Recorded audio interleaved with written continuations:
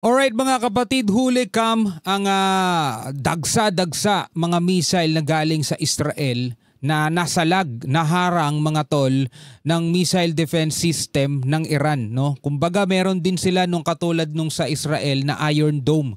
At dito nga sa videong panonoorin natin mula rito sa Times of India, makikita natin mga tol kung paano sa ere pa lang ay pinapasabog na agad ng Iran yung mga missile na galing sa Israel mga tol.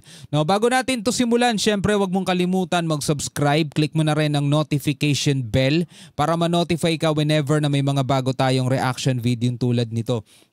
Alright, so dito pinapakita ng Iran na talagang malakas pa rin ang puwersa nila mga tol, no? Sa kabila ng pagsira ng Israel doon sa kanilang mga facility, sa mga missile, doon sa ibang defense system nila mga tol. Kasi rito sa video, mula rito sa RT News, June 18, 2025 mga tol, makikita natin kung paano hinaharang ng missile defense system ng Iran yung mga missile strike na galing sa Israel. Ito panoorin natin. Iran blocks Israel massive air assault. Parang bagong taon lang oh. Video shows Iranian air defense engaging IDF missiles.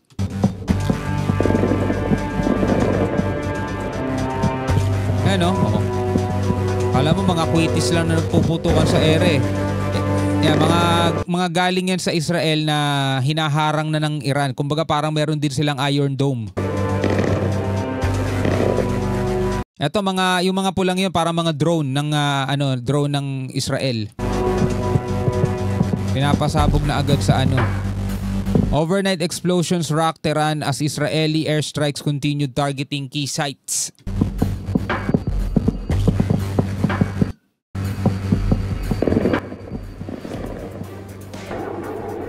Iran's air defense was activated several times between midnight and morning. Talagang walang tulugan yan.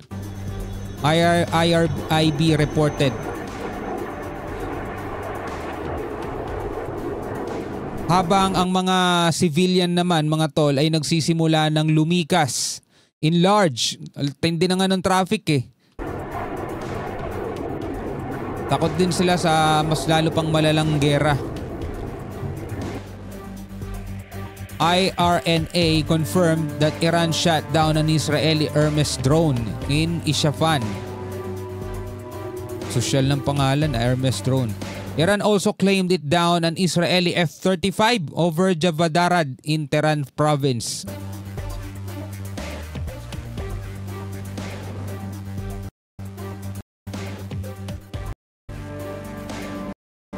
There was no immediate response from the Israeli military, Reuters reported. Ito galing sa Israel to, itong pinapakita sa video.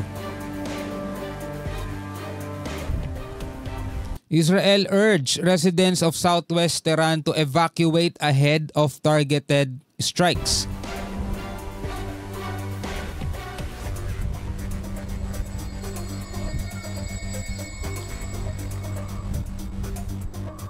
Israeli jets reportedly hit a guards-linked university and the Kohir missile site.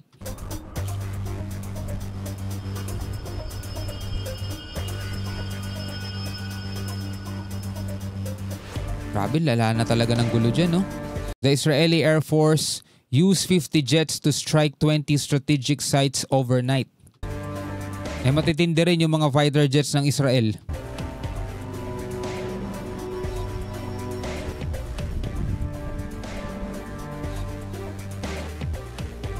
Meanwhile, eto na, Trump posted that Ayatollah Khamenei's location is known. Alam na nila, but won't be. Sabi rito mga tol ni Donald Trump, no? We know exactly where the so-called supreme leader is hiding. Alam na daw nila kung saan nagtatago mga tol yung supreme leader.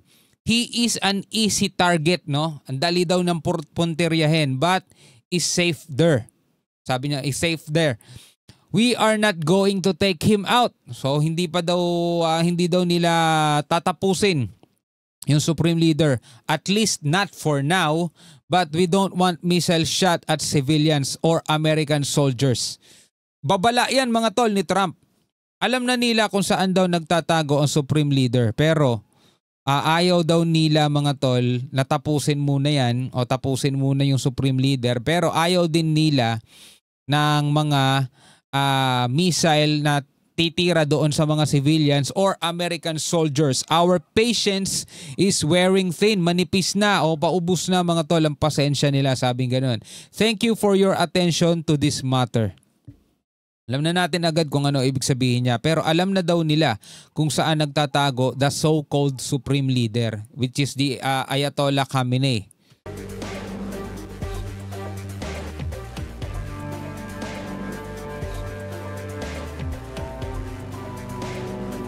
Unconditional surrender, sabing ganun.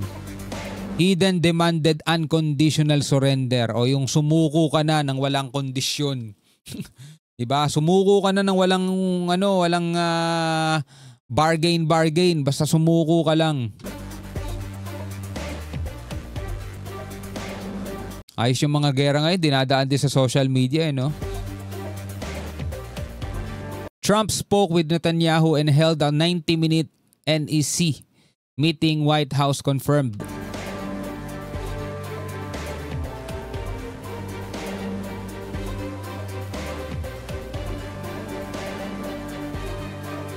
U.S. warplanes are being redeployed to the region, U.S. officials told Reuters. We now have complete and total control of the skies over Iran. No? Kontrolado na daw nila ang airspace ng Iran. Iran had good sky trackers and other defensive equipment and plenty of it. But it doesn't compare to American-made, conceived and manufactured stuff.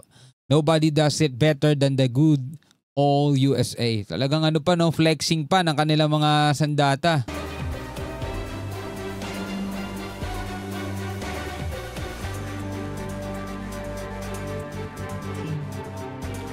Meanwhile, Iran fired 400 missiles on Israel since June 13, which resulted in 24 deaths, 800 injured.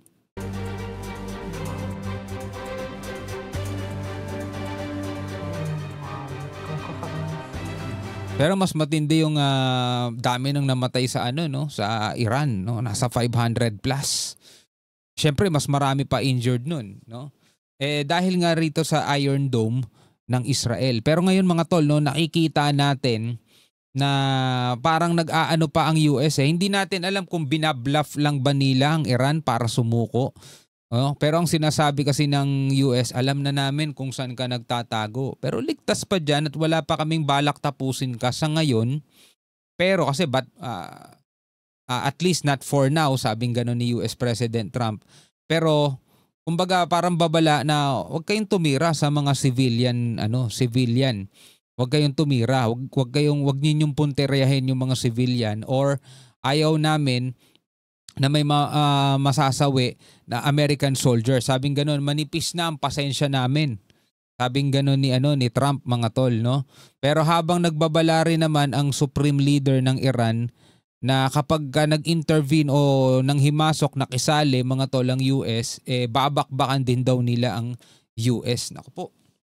No? Eto na tayo mga tol Dito na tayo sa mga huling panahon Anyway, bilang mga Pilipino, no, lalo-lalo na kung meron kayong mga kamag-anakan na nakatira dito sa dalawang bansang to, ipanalangin na lamang natin na sana'y maging ayos ang kanilang kalagayan at sumunod na lang sa mga abiso ng gobyerno kung ano ang kanilang mga dapat gawin. Anyway, hanggang sa muli mga tol, ako nga pala si Shobal D. Peace out.